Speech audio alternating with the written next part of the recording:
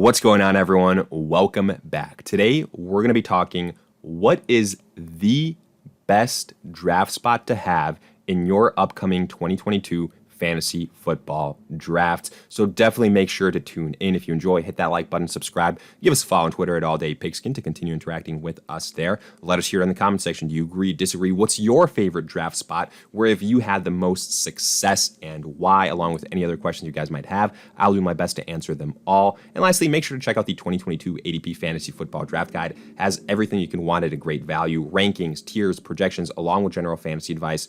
All the details in the description, so make sure to check that out now. But with that being said, let's get into it. And as I said in the intro today, it's all about determining the best draft spot to have. And look, let's get a couple things out of the way.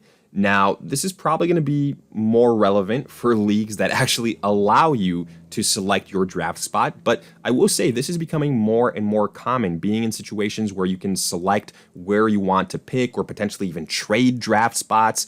So very, very exciting from that perspective. But also, I know some people are going to say, well, look, what's the point of having this discussion? You can have a great team no matter where you select. You shouldn't have to be able to pick where you draft from it in order to have a good team. You know, that's what a good, seasoned, intelligent fantasy veteran can do.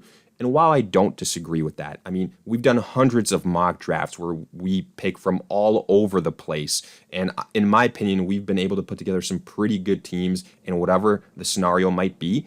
You definitely can't deny the fact that there are some spots that might precipitate a little bit more success and make the draft a little bit easier. So why not try and identify that and give you guys another advantage that you can use in your leagues to hopefully, put together a little bit of a better squad that can, get you over that hump, get you into the playoffs, and have you contending for a championship. And again, obviously, the fantasy season doesn't stop at the draft. You still have to do your work on the waiver wire, via trades, via looking at matchups. But this is a great, great starter. And then the last thing I do want to mention is, to some extent, this will be objective because, first and foremost, it's going to depend on the size of your league. If you're in an 8-team league, like a very small league, the draft spot, the draft order won't be that important because every team is, for the most part, probably going to be loaded and just very competitive. And then on the other side of it, if you're in a 14-team or 16-team league, then the talent is going to be depleted a lot faster. It's basically just on the other side of the spectrum. So it becomes a little bit tougher to judge. That's why today we're focusing mainly on 10, 12-team leagues. Those are typically the standard and PPR formats as well. I do just want to throw that out there. But it will still hold, in my opinion, whether it's half-point PPR scoring or standard scoring as well. The points being made here. And then, you should keep in mind that I'm making this decision based on where I have certain players ranked, because, based on what draft spot I think is best, I take into account what players are ranked, tiered, and where I think the good values are. I look at not only the first round, but also the second, third, fourth, fifth round, so on and so forth. And, again, which spot gives you the best chance to land players that you're very high on. So for that reason, keep all of those things in mind. But other than that, let's get into it. And I don't want to waste any time here. I'm going to just tell you straight away what I think. And for this season, the 2022 season in fantasy football, I think the best draft spot, or maybe even draft range to have more accurately, because to say one singular draft spot, I think that's a little bit too much. But to me, it's picks 3 to 5. So right around the start of the middle of the draft. And if you will, we will split it up in 3 sections: the beginning, the middle, the end. The beginning being like the first 2, 3, 4 picks, something like that. The middle, like the next 3, 4 picks. And then the end, obviously, like picks 10, 11, 12, something like that. But the reason I think, the middle part of the draft is the best, to precipitate the ultimate team is for a couple of reasons. But let's first look at the other potential choices. The beginning of the draft and then the end of the draft. What's the advantage of picking right at the beginning? Well, obviously, it's the fact that you can have any single choice. If you're picking first overall, you can have any player that your heart desires, whether it's Jonathan Taylor, Christian McCaffrey, Austin Eckler, Dalvin Cook, so on and so forth. All those guys are a possibility. Like, the main downside is that you then have to wait so many picks, probably around 20 picks, until you make your second selection. And then on the other side of it, if you're picking last, you have to wait 10, 11 picks until you make your first selection. So those top-notch running backs, wide receivers probably aren't going to be available. But you do have back-to-back picks, which is nice. Won't be getting sniped as much, but that player pool is going to be depleted a little bit more so because, again, you're going to have to wait after you make your first two selections to make your third round selection, 20 picks yet again. And this is why I like the middle of the first round so much, that pick 3, 4, 5 type of range, because first and foremost, you won't have to reach as much, because in the other scenarios, you're oftentimes going to have to reach maybe on a player by a round and a half, because let's say you're in a scenario where, you're picking towards the end of the first round, and there's been a run on a wide receiver, but you're in a league where that's very valued, and that if you wait on a wide receiver, it's going to get bad if you don't select one in the first couple of rounds. But there's been a tier break, something like that. Then that means you might have to reach on a guy that isn't appropriately valued. And that's what I really like about selecting, third, fourth, fifth overall, is you can really let the draft come to you more so than any other position. You're not going to have to reach as much. And if certain players fall in the draft, you're going to be the first one to be able to take advantage of that.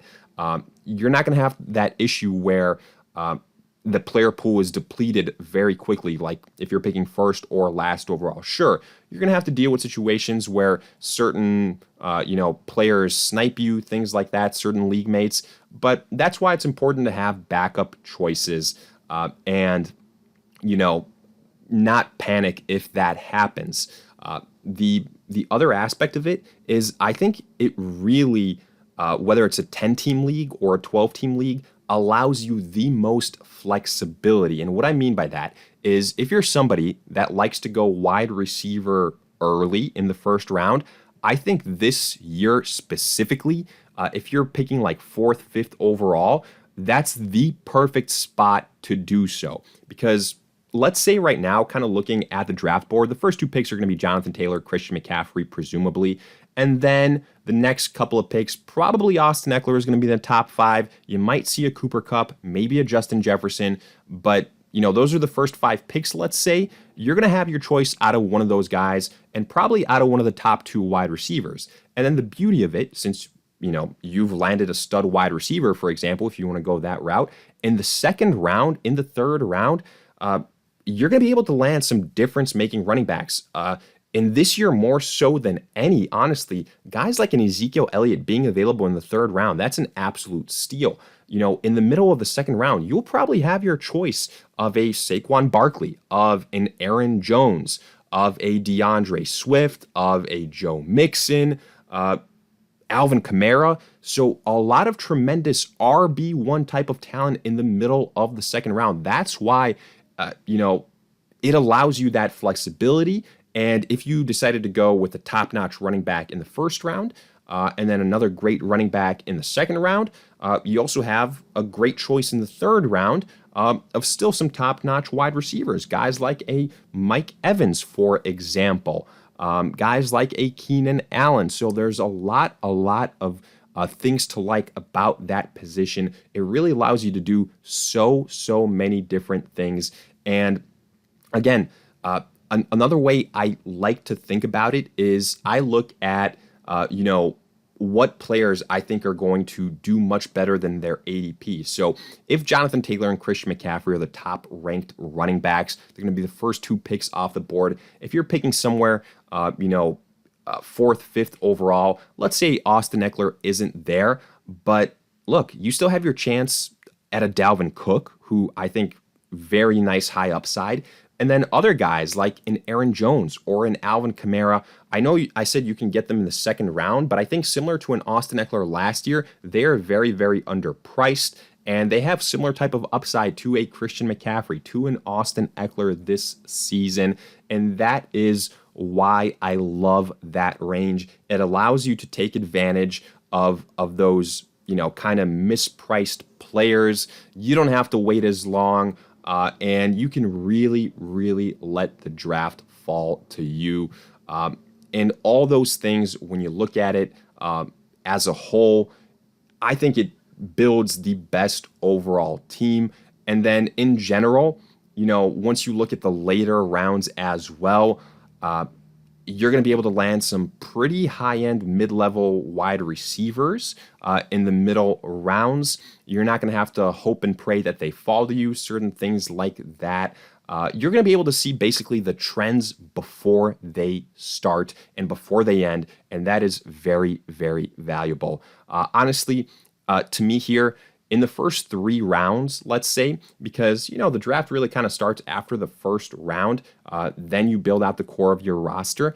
I don't think it'd be crazy to say at all that if you pick 3rd, 4th, 5th overall, that you can start out with a trio of Austin Eckler, of Aaron Jones, maybe Saquon Barkley instead of Aaron Jones, and then Ezekiel Elliott in the 3rd round. To me, that is a trifecta that is going to win you a lot of games. If those guys stay healthy, that's a championship level squad. And then you build out the rest of the roster. And again, like I said before, if you want to start out wide receiver early, maybe a Justin Jefferson, then a Saquon Barkley, then an Ezekiel Elliott, tremendous trio. You're not going to be able to do that if you're picking 1st overall, if you're picking last overall, something like that.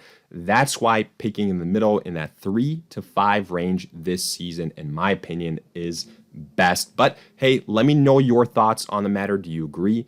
Disagree? What's your favorite draft spot to have, along with any other questions you guys might have? I will do my best to answer them all in the comment section. If you enjoyed, hit that like button, subscribe, give us a follow on Twitter at AllDayPigskin to continue interacting with us there. And lastly, make sure to check out the 2022 ADP Fantasy Football Draft Guide. Has everything you want at a great value. But in the meantime, we will see you guys in future videos.